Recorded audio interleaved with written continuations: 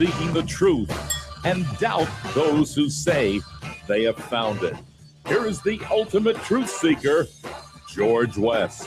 One man trying to make sense of a world gone totally cray-cray. Well, hello, praise the Lord, and pass the ammunition, and welcome back. I'm George West. This is the George West Show, and I must say today, my eyebrows are definitely on fleek. We've got an amazing show today. I'm very privileged and happy to be doing this show, but before I get into today's topic, I got to tell you, a couple things this week that really just got under my skin.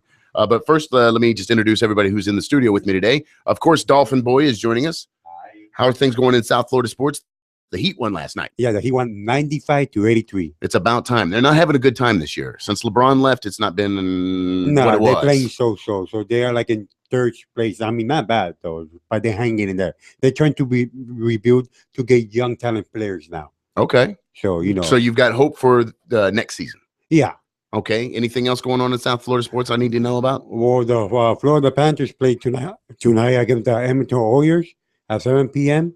and they won 4 games hitting streak. Nice. Okay. Hey, Florida hockey. Who knew? Did you even know that UM had a hockey team? Nope. Did you know that they're probably one of the best hockey teams in the country? No. Best kept secret in South Florida. Oh, cool. Best kept secret in South Florida. Who knew? I actually met the team captain, the team manager earlier last week, a guy named JC. Right. And who knew? Who knew? They don't get any kind of the money that the football team gets, or the baseball team, or the basketball team. Right. But they're making it happen. You got to give credit where credit's due, right? Right. So like you mean like a draft, like go straight ahead to professional after college. I suppose. I wouldn't know. I don't know much about sports, let alone hockey. That's why I have you, Dolphin Boy. Right. Of course. All right. Also joining us in the studio today, I've got the lovely and talented Melissa Walker. Good morning to all. And then also, she slides my pot. She presses my buttons. She's super lovely. Her name is Diana. She's my producer. Good morning, Hello, Diana. good morning. And my guest today is Pastor Victor Hickson from the Full Deliverance Baptist Church in Florida City. You can also check him out on the Impact Network, where his show airs on Sundays at, I believe, 1 o'clock? 1:30. 1:30 on Sundays on the Impact Network, to over 20 million viewers every week. All right. So we're just over 2 weeks into 2015. And once again, we get proofs in the pudding that we live in the craziest state in the country. Since 2015, here's just a few of the things that have happened in South Florida. A man brought a shovel to a gunfight and won. Yeah. You've always, who brought a knife to a gunfight? No, this guy brought a shovel to a gunfight, but then won. All right. So I want to see this guy running for governor. Some guy who owns a lizard shop actually beat one of his employees with a lizard. Only in Florida. A man wearing a "No, seriously, I have drugs" t-shirt was arrested at Kmart, and wouldn't you know it, had a pocket full of meth. Okay. You can't fix stupid. Okay. There was a man who stood in traffic, in oncoming traffic, took his unit out and proceeded to use it as a type of lasso, circular motion. And of course he was arrested, and who knows why. But right down the street from that, another man was caught carrying a pot plant in a red Solo cup. Tried to tell the cops that he was just smelling it. It doesn't work like that. No, it does. There was a family here in South Florida who was actually forced to remove the time machine that they had in their driveway. They had built a full-size replica of the TARDIS from the Doctor Who television series, had it in their driveway, and the homeowner Nazis, the condo Nazis, forced them to get rid of it. I went to bed in America, but apparently I woke up in North Korea. Who knew? Correct. All right. Let's see here. Naked man slept on dog beds at a CVS, because we all know if you really need a good night's sleep, you got to be nude and you got to be on a dog bed at a CVS, or forget it. Bigfoot, or the skunk ape, as we call him down here in South Florida, he was spotted bathing, and it's about time. Maybe they won't call him the skunk ape anymore. A man threatened to blow up a strip club because he couldn't bring his beer in. Was that you, Pastor? No, sir. That wasn't you? Are you sure? Positive. All right. A guy found a $3 million lottery ticket in his dog's Christmas stocking. Does that mean it's his, or does he got to buy stuff for the dog? Because that's a lot of chew toys. $3 million worth of chew toys? Well, they could share it. They could. I would Okay. share $3 million with my dog. You would. I'm afraid the dog would be having a very tragic accident shortly. It would be bad. I would cry, but I'd have that $3 million to I'm help me sure get he over. can share with you. I'd have him. They're very stuffed. loyal. They could share with you. I would have him stuffed, with the, just kind of like a "screw you" look on his face. All right, moving on. A man tried to stab his brother over dog treats. Maybe the same people. The guy found the ticket, and who knows. A man beat his 75-year-old neighbor with a baseball bat because he cut his nails outside the apartment. Okay. Yeah. All right. Moving on. So there's a fella, and he's got spiderweb tattoos on his cheeks, which is, let's face it, ladies, that's attractive. That's sexy. I'm questioning my sexuality just having read that. Apparently, he attacked his brother over bed sheets. You're kidding. I wouldn't kid you. I wouldn't. These things happened. A man was arrested for almost cutting off his roommate's ear over a washcloth. A man cut another man, but then told the cops it was because he was making a blood brother pact. And then finally, probably the weirdest thing that's happened in the opening days of 2015, the young lady from Tampa with 3 boobies has made a music video, and you can check it out. Just go to YouTube. 3. Yeah. Yes. Yes. That's better living through science, Johnny. No. Yeah, it is a little weird. Maybe 2 in the back for dancing. Yeah. Okay. All right. You're listening to the George West Show on 247miami.tv, and we've had a lot of fun, but today is a serious show. And that's why I've got the guests that I do have. Anytime I touch anything to do with race, I reach out to my pastor.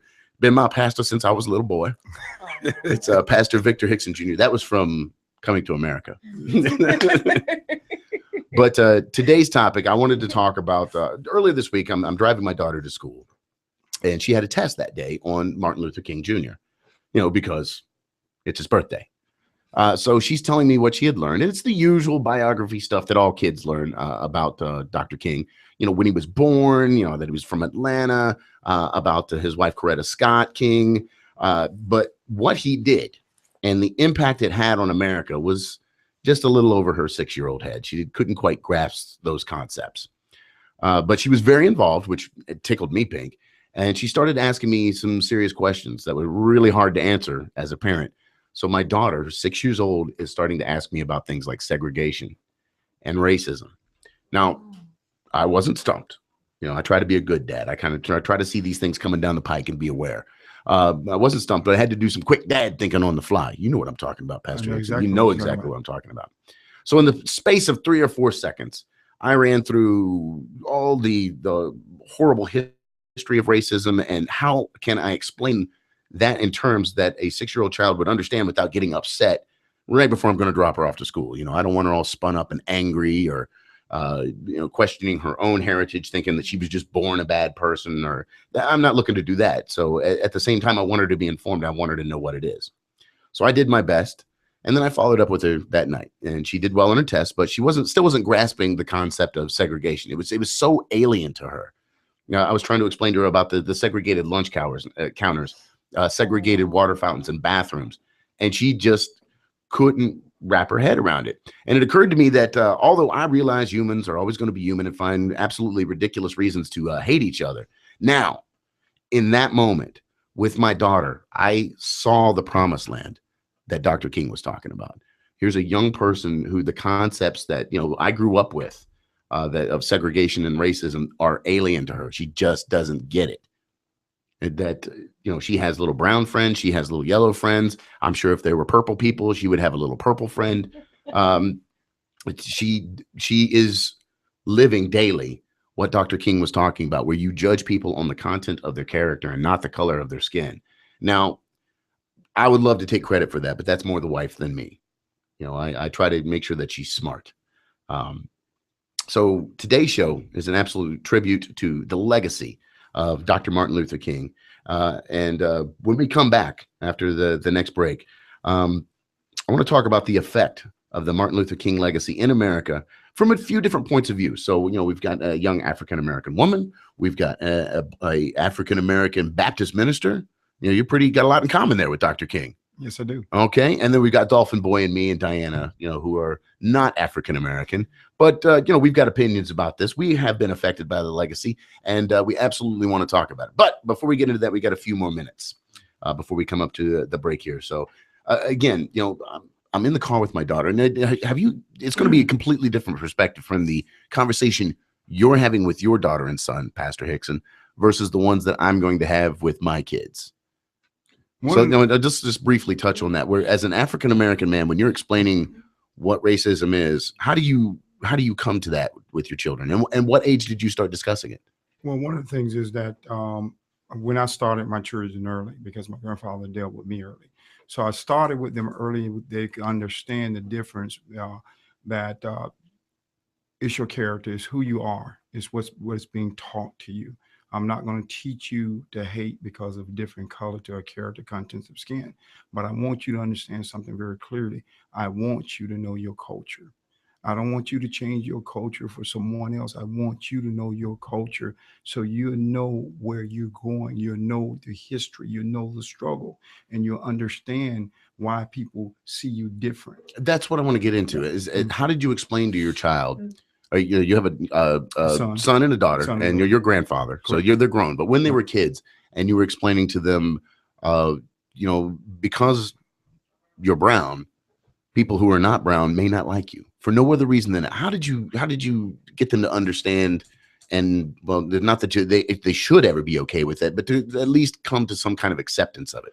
Well, one of the things is how you get them to understand, and we all guilty of this. You have to be careful that you don't use racial slings around your children, like such as saying, well, that cracker or the honky or what have you.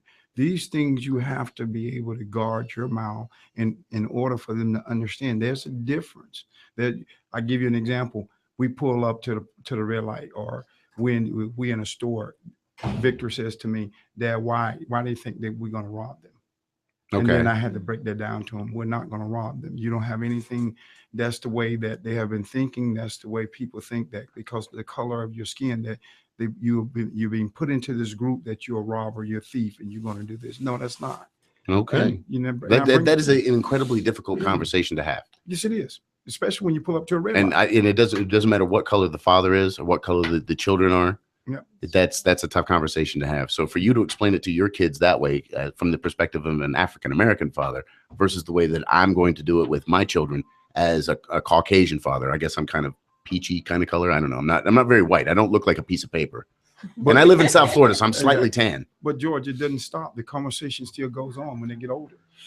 It still goes on. It still goes on when they're dealing with in our economic community now. Okay, we're going to get into all that. We're going to be talking about the legacy of Dr. Martin Luther King. And when we come back, we're going to get into the effects. We're going to break it down from 1955 to his assassination in 1968. We're looking over the legacy of Dr. Martin Luther King Jr. today on The George West Show, 247miami.tv.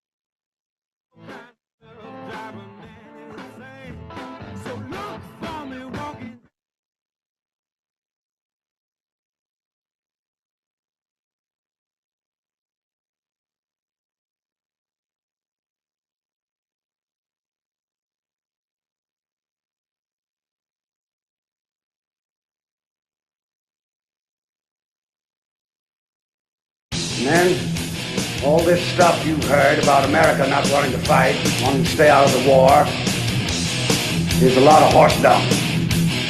Americans traditionally love to fight. All real Americans love the sting of battle. This is us like the trees, now this is up to free. In the midst of all this on the ball, let to help themselves. Capitalist democracy, why no one set them free to free? Liberty rocks away. Well, let's get back and hear what George has to say. And indeed, I always have a lot to say. I've got opinions, people. That's why I've got, the radio shows and all the other crap that I do, because I can't keep this stuff in my head. Right. So this is my own little version of group therapy where, you are forced, I keep you duct taped in your chair so that you're forced to listen to my madness. But today's a very special show on 247miami.tv, in particular, the George West Show. We are celebrating the legacy of Dr. Martin Luther King Jr. So let's begin at the beginning and give you some factoids here. All right. There'll be a test later. My daughter passed it. I hope you can too. Dr. King was born in January 15th, 1929. He was an American pastor, activist, humanitarian, and the leader of the African-American civil rights movement. Of course, he's best known for his role in the advancement of civil rights using nonviolent civil disobedience based on his Christian beliefs. That's one way of going. Now, I'll submit this. All respect to Dr. King, but everything he did was directly lifted from Gandhi, who had done it before him. All right, so this is nothing new. Right, he was just the newest guy. Hopefully, there'll be somebody who comes along next. Still waiting for that guy, just like the Jews are waiting for the Messiah. All right, so let's begin with 1955 and the Montgomery bus boycott. So, Pastor Hickson, in 1955, how old were you? Or were you even a twinkle in your daddy's eye? No, that was a twinkle. I was born 1961, but when you're raised up around history and history being brought to you and not afraid to go into history yourself, that's the most important thing. Okay, so was anybody in your family that was involved in it? Do you remember hearing about this as a child? All the time in the house. All the time in the house. So what were the stories like when you're little Victor Hickson? He's running around. He's got his Spider-Man underoos on. Your TV's too loud. You're running with scissors. Back then we didn't have, you had Spider-Man comics, but you didn't have underoos. Okay, all right. So, but one of the things is that we would, in my home, my grandfather always had a saying: if I had an education, the sky would be my limit. Okay. Because he was not allowed to go to school. And he always stressed that, if I had education, the sky would be my limit. We always stressed that, hey, well, you have to graduate, you have to go to college.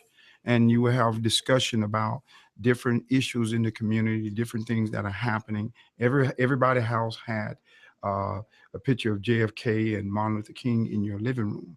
And those pictures was there. You always saw that picture on the wall. There was Jesus, Martin Luther King, and JFK. Yes, sir. In every black house in the at least in the South. I know in my house it was because every one of my friends that I went to had those three pictures. Were in the house because that was a symbol of hope. That was a symbol of, hey, we're gonna follow, we're gonna believe, we oppress, we got to go forward.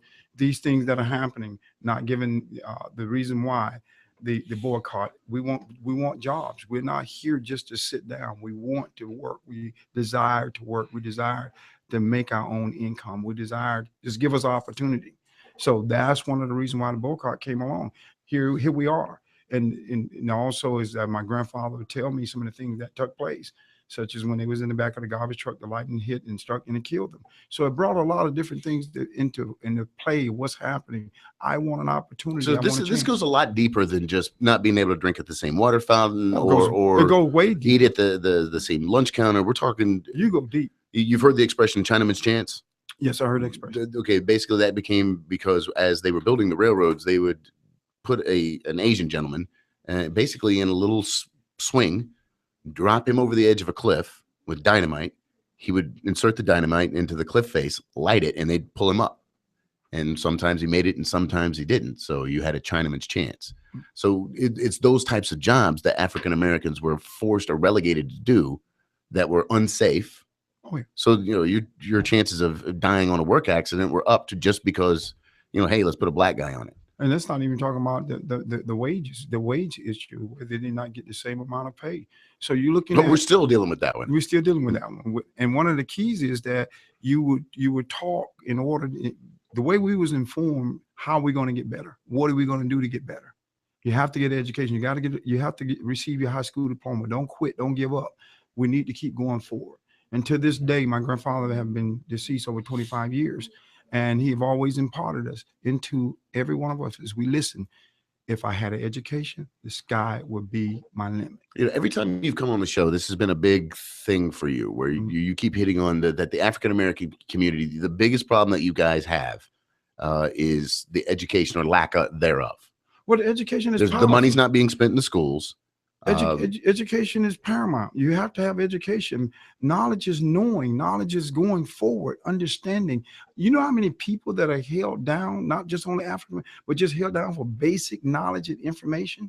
Oh, Pastor, you know how I feel about this. You know, you have the powers that be that like to keep the populace dumb Exactly. because they're easier to rule, to rule, to and control. Exactly. So one of these, you know, with keeping a man who looks like you and a man who looks like me, well, you know, you're different. We got a separation there. Or the economic separation, right? The schism and the division that is put out by the powers that be that keep us fighting each other rather than looking at the people we need to be looking at and being upset with. Correct. So we're all in the mix on this one. So, We've all been duped. Right. Was it Malcolm X said? Pay attention here, Dolphin Boy, because you were asking earlier about Malcolm X. We didn't land on Plymouth Rock. Plymouth Rock landed on us. Now that doesn't count for me, but I can quote Malcolm X. But it's right now we look at the shift, and then if people, this is why I say this most important, George, is that if we realize the power of education, that can't keep you down. If you have education, it can't keep you down. You have knowledge, it can't keep you down. If I limit your knowledge, you're going to act on what you have heard, not what you have studied, and not what you have understand. Well, you've never been taught to think for yourself. Correct. And then you've been, rather than taught to think, you've been fed applesauce. Correct. You know, your whole life, or told that you'll never amount to anything, or you've got here we go again.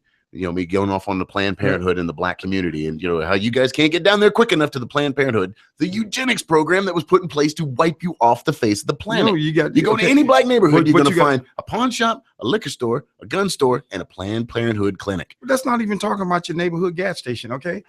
I know all of that, but what I'm saying here is not just the Black neighborhood, but you got to look at the society as a whole. What Dr. Martin Luther King and the march that he marched and joined together, it was bringing all ethnic and all backgrounds together. Everybody together to say, hey, we have to see a bigger issue and see, therefore, where we're going to go from here. How are we going to be able to move forward? And therein, as the Bard said, lies the rub.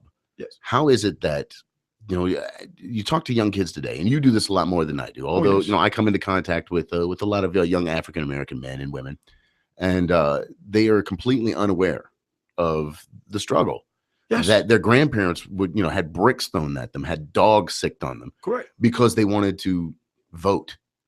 Because something we all take for granted. And again, this is why, after talking to my daughter, it made me realize that, hey, we may finally be getting there.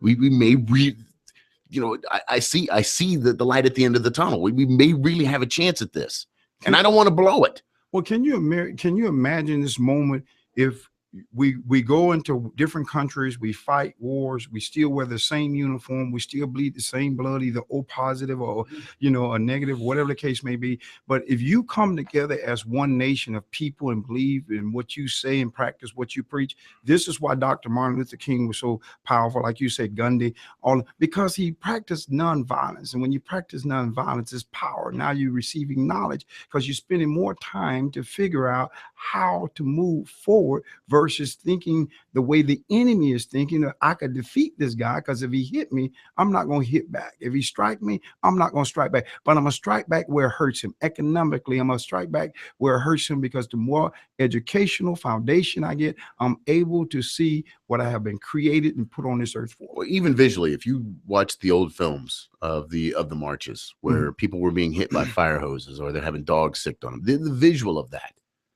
carries through. I mean, here we are, we're just 60, almost 70 years down the road, and those visuals are still powerful. They're very powerful, because what happens is, but you know what's amazing? A lot of people wasn't like that. A lot of white American wasn't like that. You had those ones in the power who, I dare not for you to move forward. I dare not for you to go for it. Well, it's never the majority. No, it's never the majority. Most people just want to get along and do what they got to do. They don't want to mess with anybody, but at the same time, they don't want anybody messing with them. Right. What happens is when you get on the extreme of any organization, yeah, whether that be right-wing extremists, left-wing extremists, you're talking fascism versus on the other side of it, communism. And there's this whole big thing in the middle, where one might find balance, where you might accept other people's cultures, You might learn a little something about yourself. But once you close things off where my way is the only way, and anything that's not this is impure, is wrong, is wicked. You see a lot of that now. And the sad part about it, if a man knows his culture, he knows his future. But if he forgets about his culture, he does not have a future because he adopt other things that not going to allow him to achieve what he needs to achieve. One of the most powerful things coming out of the projects, after going in, my grandfather raised me till I was 15 years old, but moving into the projects, because I moved into the project did not change me. I changed the project because I was already raised up to think a certain way, to work hard, to do what I need to do and go forward. Because I'm in a situation that is a bridge to get me crossed. That don't mean that I'm going to stay there, because I was taught no matter what, you continue to work hard and get it done. Oh, and there you have it, nature versus nurture. Correct. And in your particular case, it was nurture. Gotta get it Okay. done. All right. So briefly touched on the 1955 Montgomery bus boycott. Then in 1962, of course, was the big protest in Birmingham, Alabama. 1963 was the march on Washington, D.C. at the memorial and in front of the reflection pool. Amazing speech. And then in 1964, that's when, at the time, he was the youngest man to ever win the Nobel Peace Prize at 35 years old. In 1967, this is where he lost a lot of his liberal base because he gave the Beyond Vietnam speech, which did not win him a lot of new friends. Right. Okay. And then it was very shortly after that, April 4th, 1968, that Dr. Martin Luther King was assassinated by James Earl Ray in Memphis, Tennessee. So quite a life. And the whole fact that he was one of the youngest guys, and we're going to get into that in our next swing, and I've got a bunch of little known facts about Dr. Martin Luther King Jr., things that, history may, if we don't get it out there, these things may just get slipped through the cracks of history, and we can't let that happen. That's true. So today is a tribute to Dr. Martin Luther King. I'm George West. This is the George West Show. And when we come back, little known facts about Dr. Martin Luther King. Stick around.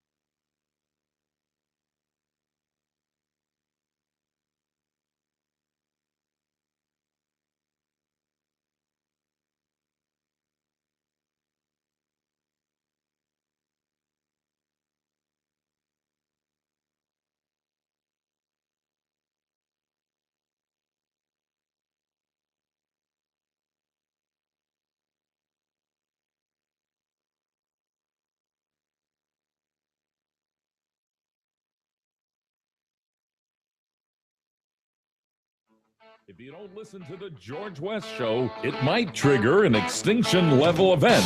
Probably not, but why take a chance? Welcome back. It's the George West Show, heard weekly right here on 247miami.tv. I'm George West, joined in the studio by Dolphin Boy Diana Monroy. I've got Melissa Walker, who's been incredibly quiet today. You learning something? Is that what's going on? I'm learning a lot, some of which I've already known. Okay. But just hearing the history over and over again, it makes you think every time. It's just like watching a movie. When you watch a movie, every time you watch it, you might have caught something different that Okay. you didn't catch All the right. first time. All right. And So there's a movie that I'm gonna try to watch. Can we turn mic 4 on for him? There you go. What's up, Dolphin Boy? There's a movie called Selma, and it's the history of Martin Luther King. Yes, Yes. the new movie that just came out. Are you going to go see it? Yeah. Okay. All right. So it's gonna be You're looking good. forward to that. I noticed today you're wearing a Black History shirt. Yeah, and it's all history. I It's could all see the Martin Luther King. leaders. You got Rosa Parks, and I'm seeing Martin Luther King. There's a little Malcolm X action on there. Yeah. Bob Marley. Wow. Okay. All right. And then who's on the other side? Kind of pivot. W.E.B. Du Bois. Okay. Okay. I see Frederick Douglass. All right. And of course, Tupac. Now, how he ended up on that shirt, I will Marcus never Garvey. know. You know, I'm sorry. This is where I got to call you guys out. How do you put Tupac up there with Martin Luther King and Malcolm X? How the hell did that ever happen? We didn't make the shirt. Okay, you didn't make the shirt? No, I didn't make the shirt. Okay, but I'm seeing a lot of that. Yeah. You know, honest to goodness, black leaders next to, you know, mediocre entertainers who, you know, got shot because, you know, they had big mouths. Yeah, that's sorry, sad. it's true. I don't, Sorry, you know, it's I'm true. not- you know, the thing is, let's go to Martin. Okay, Let's we're talk talking about let's the talk- legacy let's talk of about Dr. legacy. Martin Luther King, and Right. certainly not that of one Tupac Shakur. All right, so some little known facts. So let's take and break them down one by one. My personal favorite fact about Dr. Martin Luther King is when I hear about famous people or innovative people, that kind of thing. Number one thing I want to know is, what's this guy eating? Well, I'm from the South. Eating's a big deal. Now, he's from the South. He's from Atlanta, Georgia, so he's got good taste in food. All right, so his favorite meal was fried chicken Mhm. and pecan pie, which, come on, that's just delicious. My mouth is watering right now. I And I totally heard the want some pa- fried chicken and pecan pie. fried chicken is good. All right, so that was my favorite little factoid about him. Okay, Sure. so we're moving on. Although Martin Luther King Jr. was only 39 years old at the time of his death, at the time of his autopsy, it revealed that his heart was that, in the health-wise, was that of a 60-year-old man. Wow. That And I that's didn't from, you got to figure that, Long this guy stress. had he was assassinated, but, it wasn't a surprise. He was getting death threats constantly. And then, you're this leader, you're being met by the president of the United States, the J. Edgar Hoover, the cross-dressing leader of the FBI. Of course, nobody knew he liked to, dress like a lady at the time. Everybody took him seriously. He knows who you are and has a file opened on you and all this, that, and the other thing. So yeah, I can see how, and even if you look at President Obama, man, he was a handsome dude when he went into, just locks of dark hair. Yeah. Look at him now. The He's stress- grayer than me. Yeah, because he's getting old. It's not that he's getting old. It's not. that job's doing it It's to the him. He's only been there stress. for 6 years, Johnny. Right. Stress. It's the It's it's the the Next stress year of the will be gig. his last year. So No. He's got 2 more years to go, Johnny. Oh, 2017. Yes, we'll have a basic civics lesson after the show. All right. Oh, Hang tight. okay. All right. So King's original name was Michael. But in 1931, his father became pastor of the Ebenezer Baptist Church in Atlanta and adopted the name of Martin Luther. Basically, after the Protestant Reform movement leader, Martin Luther from Germany, he nailed the proclamation to the doors of the church saying that, you don't have to, it doesn't have to be in Latin. People don't have to speak to God through a priest, all that kind of thing. The birth of Protestantism. This guy over here, he's a Baptist minister. Without that, there would be no Baptist, there would be no Methodist, there would be no Lutherans, there would just be Catholics. All right, so we are moving on here. Okay, so he skipped 9th and 12th grades in high school and entered Morehouse College in Atlanta at 15 years old. Yes. Now that is amazing Yeah. because I know how I was at 15 years old, and I know most 15-year-olds I meet are in no way, shape, or form college material. So right there tells you something about this guy. Yes. There was a brain in that head of his. All right. He earned a bachelor's degree in sociology and one in theology.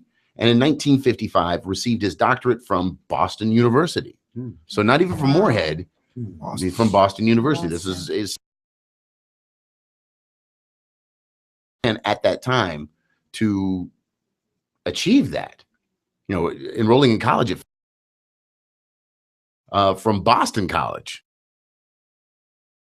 So once again, you talked about speaking to a man's character in spite of all the obstacles that were there in front of him. Yes. He did these amazing things, which I love.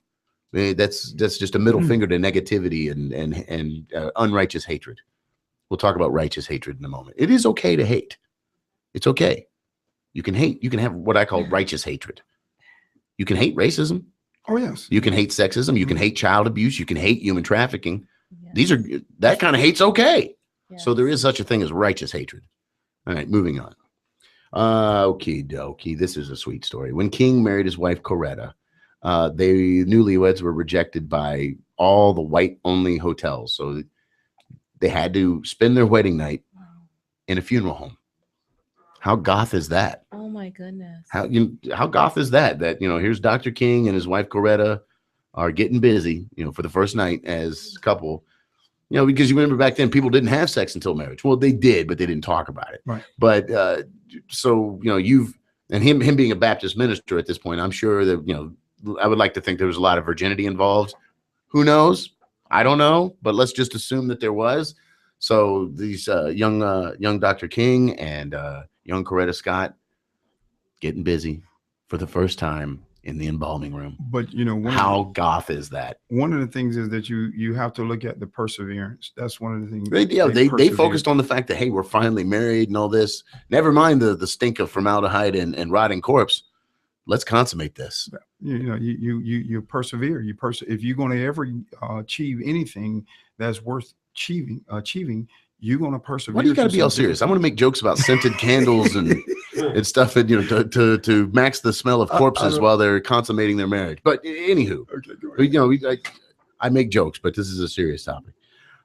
There are over 900 streets worldwide named after Dr. Martin Luther King. Yes. 40 U.S. states have at least one Martin Luther King named street of their own. Yes, right. All right, 1939, when he was 10 years old, King sang in his father's church choir at the Atlanta gala premiere of the movie Gone with the Wind.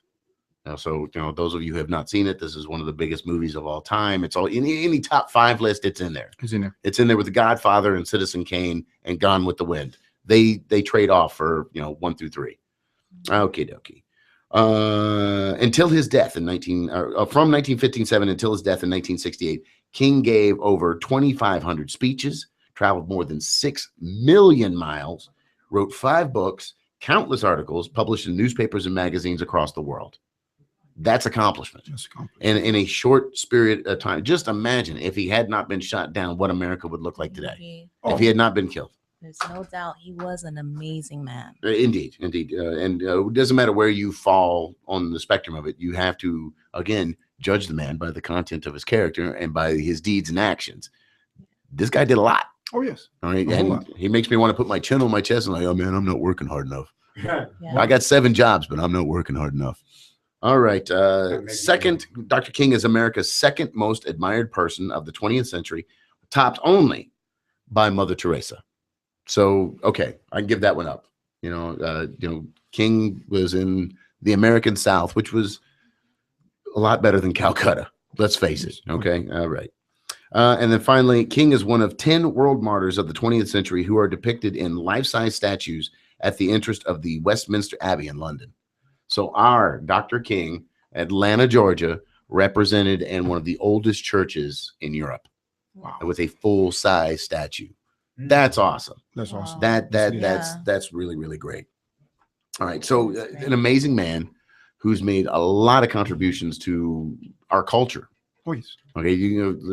From the I Have a Dream speech. Oh, tremendous speech. Every kid in every school in America studies that speech. That's right up there with Lincoln's Gettysburg Address. Right. Yeah. That's right up there with the Camelot speech from Kennedy. The ask not what with that Boston accent. Ask not how to say chowder, but say chowder. I had a 5th grade teacher. We all had a 5th grade teacher. Mr. Wiles. Mr. Wiles. Mr. Wiles, W-E-L-S. He had the whole class memorize that speech. And I'll never forget. Not a bad assignment for a young person. No, not a bad assignment. He made sure that he taught us. He said, you know what? We're not going to leave it only till February to celebrate Black History Month, nor just Martin Luther King's birthday to teach my class about the history, not only of Black people, but of America. And he was determined for every single one of us to know that speech and recite it on stage, which we did. That's a great assignment for 5th grader. Yes. And my daughter's in 1st grade, and she's just now starting to be exposed to American history. Right. And again, that's how this whole thing occurred to me. Was I'm driving her to school, and she's telling me, her mother tells me she's got a test. Make sure you ask her questions on the stuff on the way to school. So as I'm literally walking out the door, oh, what was the test on? Dr. King. Oh, okay. So we get in the car. Gracie, you've got a test on Dr. Martin Luther King. Yeah, Daddy. Well, tell me what you know. Well, he was born here, and he was married to Coretta Scott King, and he's from Atlanta, Georgia, and And what else, baby? Well, he stopped the bad people. I'm like, oh, okay. Oh, What do you mean he stopped the bad people? I don't know. Now she's only 6 years She's old. only So six, the, but you know, that's exactly. good. That's impressive. The fact that she was engaged Yeah, and for 6 years old. and learning about it and everything it just tickled me pink as a father. So Of course. it's She's very- very used to it. I mean, she's learning. she is. Yeah. She is learning, and you know, as all kids That's are. right. But this is the first time she's ever been exposed to something like this. Up until now, it's how to read, basic mathematics, a little bit of basic science. This is the first time she's ever got into anything that is civics or history. Right. Which, Mhm. you know, me being a radio talk show host, I'm kind of big on those things. So it's a real thrill for Of me course. that I'm able to now not only have the audience that I have to talk about these things and give my opinions. I actually have 3 little humans that I'll, you know, be able to indoctrinate with, you know, my quasi almost anarchy thing, politics that I've got going on. There's no way to describe it because it changes from day to day to day. It's like a snake that constantly moves. Anywho, Right. you're listening to the George West Show on 247miami.tv. We've been talking about the legacy of Dr. Martin Luther King, and we've had a great time about it. But again, this all started with me trying to figure out how to talk to my kids about segregation and about racism. So that's why I reached out to Pastor Hickson and asked him to be part of the show today. So when we come back after this next break, which will be very short, hang tight, stick and stay. We're coming right back. We're going to go over some facts and some things you need to know. If you're a parent or not a parent, you've got a young person in your life, and you get those questions, what is racism? What is segregation? We're going to tell you how to answer that without scaring the hell out of the kid or making them think that they're a bad person just by accident of birth. All that coming up right now on the George West Show. Stick around.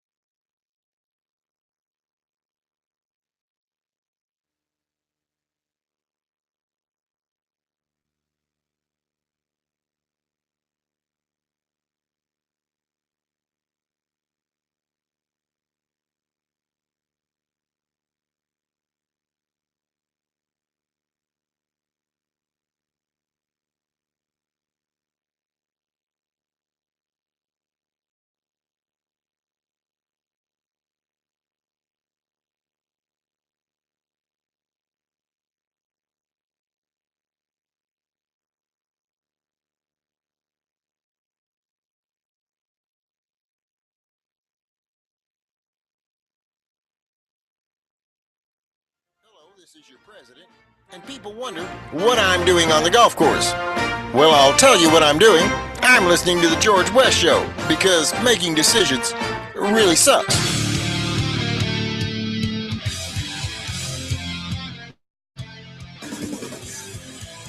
Welcome back. It's the George West Show, heard right here on 247miami.tv. 1 hour a week. That's all I ask. Used to be 2, but I thought, you know, that's too much. Then I got things going on in my life. So we're talking about the legacy of Dr. Martin Luther King. That's the big topic today. My guest, Pastor Victor Hickson from the Full Deliverance Baptist Church in Florida City. Also, if you can't make it down, that's a little too far south for you, or you're listening somewhere around the world, you can always catch him on satellite television, the Dish Network, currently on the Impact Network, which is channel 268 on the and it comes on Sunday at 1:30. Sundays at 1:30. All right. So if you can't make it out to church, you can get your Jesus fix via television. An amazing preacher, an amazing man, a different perspective that you would expect from a Southern preacher, so especially a Southern Baptist preacher. He really doesn't have a problem with dancing, which is, you know, right off the bat there. You do have a problem with dancing, don't you? I dance. You dance? Yes, I do. Okay. Well, apparently in Ecclesiastes, there's a time to dance. Yes. All right. It's just, you know, in traffic is not that time.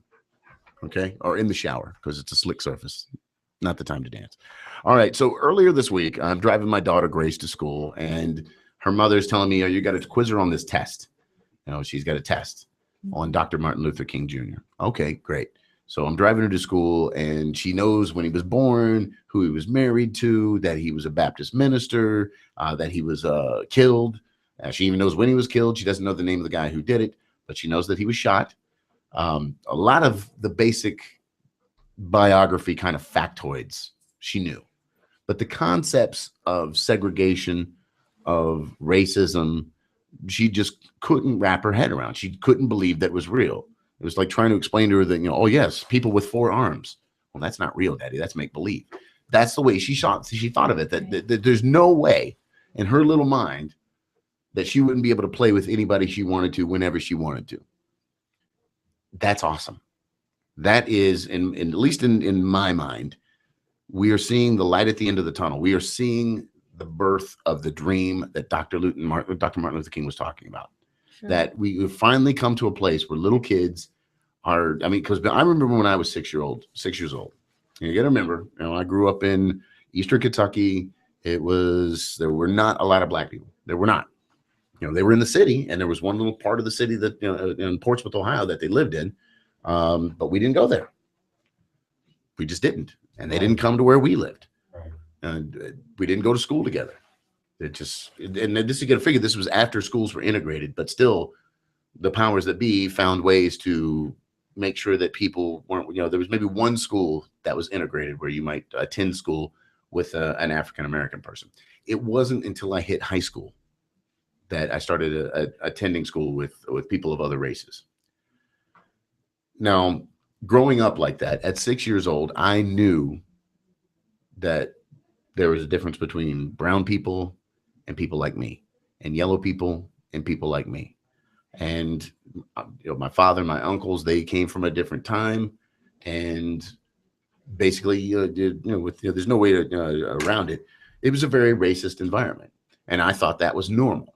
And it wasn't until, I learned to think for myself and I started reading and all this, that, and the other thing, and became exposed to stuff like Dr. Martin Luther King, Gandhi, Nelson Mandela, that, it dawned on me, oh, hey, my family had it wrong. All right. And which allowed me at that point to kind of open my mind. What the hell else could they be wrong about?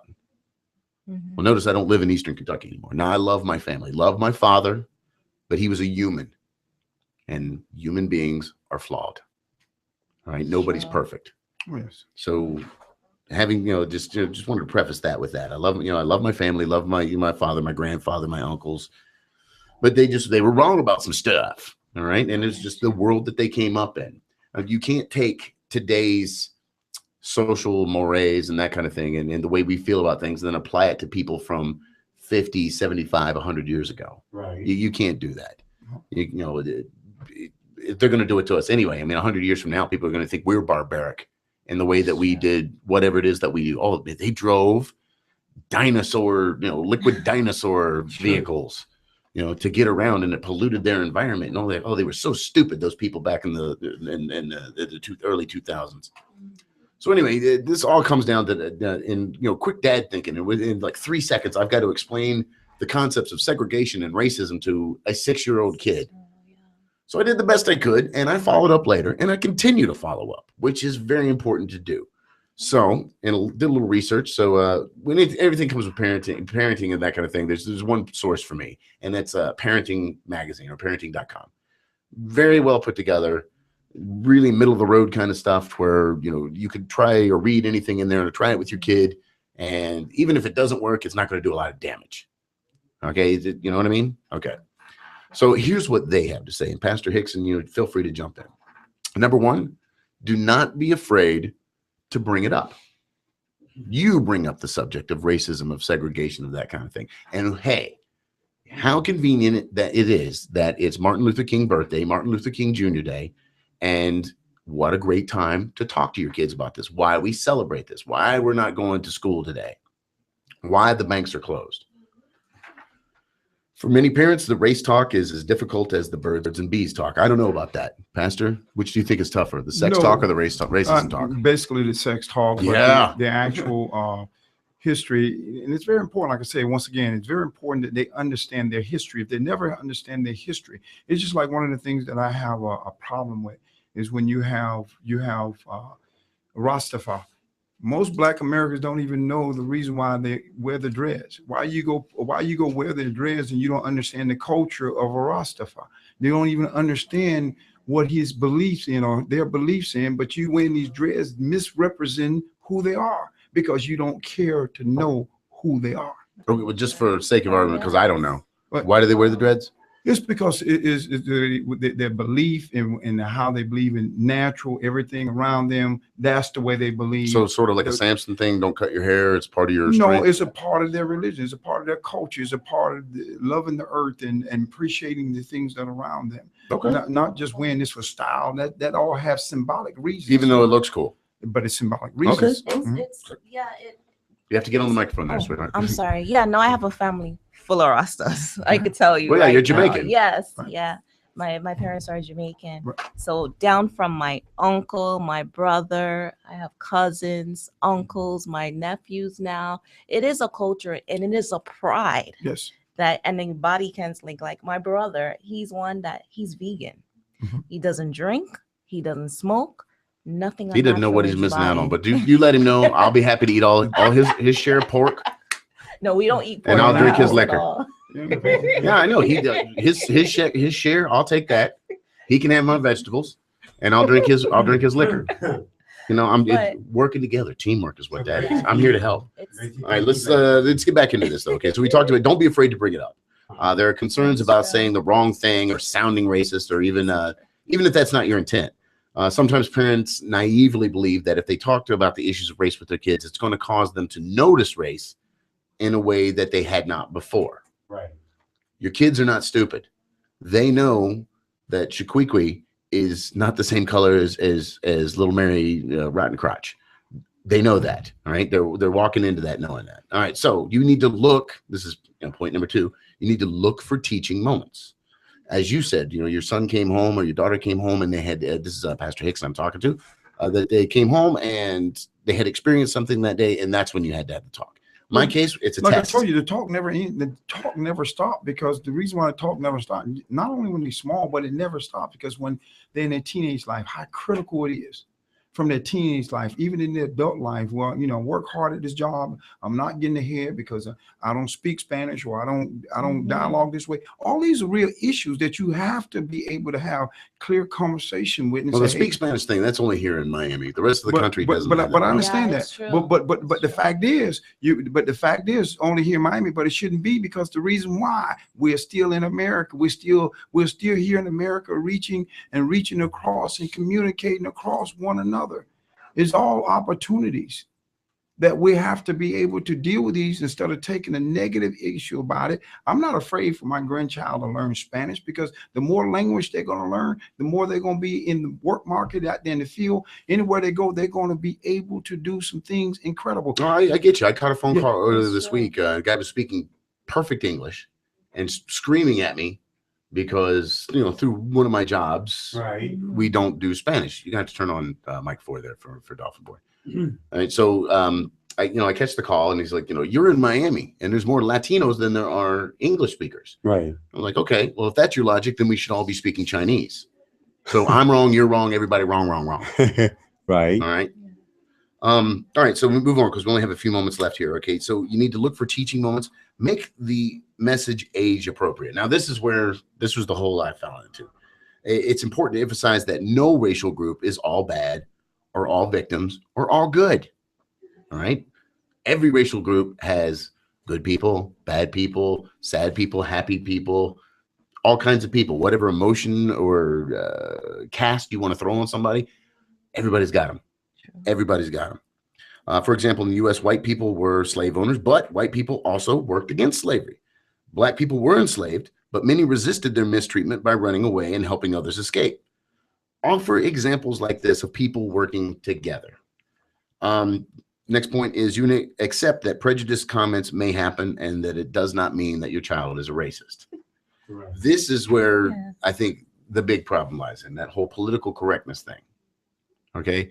Because it gets to a point where, you need to make a point, or you can't even use phrases or certain phrases. I was watching a TV show the other day and somebody dropped, it was saying, and you people, oh no, you just dropped a you people.